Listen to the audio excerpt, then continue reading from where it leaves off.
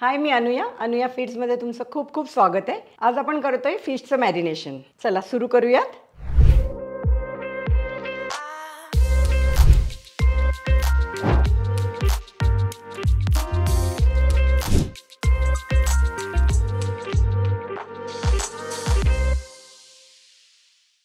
Fish मॅरिनेशनसाठी मी इथे घेतलाय एक मोठा तुकडा सुरमईचा, एक मुठभर कोथिंबीर, अर्धा चमचा धणे, पाव चमचा बडीशेप, एक चमचा काश्मीरी तिखट, 10 लसणाच्या पाकळ्या, एक हिरवी मिरची, छोटा आल्याचा तुकडा, 3 चमचे चिंचेचा कोळ, तिखट, हळद आणि मीठ। मी वाटण्यासाठी इथे एक छोटा चमचा पाणी टाकले, म्हणजे मग हे सगळं बाकी जे वाटण आहे ते चिकटणार नाही। ह्यासाठी आपण इथे आलं लसूण घेतोय, हिरवी मिरची, कोथिंबीर, धणे आणि बडीशेप। आपलं वाटण तयार आहे।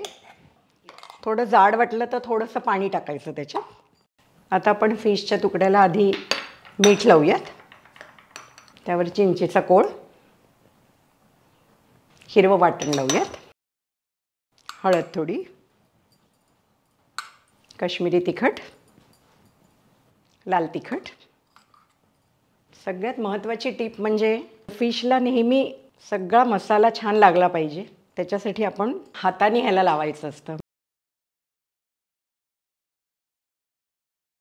तर आपलं फिश मॅरिनेशन तयार आहे इथे। आता हे मॅरिनेशन तुम्ही फिश फ्रायला वापरू शकता, कोळंबी मसाल्याला वापरू शकता, बार्बिक्यू फिशला वापरू शकता आणि 4-5 दिवस जर फ्रीजमध्ये ठेवलं तर तेही एअर कंटेनर बॉक्समध्ये छान राहू शकतं। सो तुम्हाला जेव्हा हवं तेव्हा तुम्ही कुठल्याही अशा फिशच्या रेसिपीला वापरू शकता।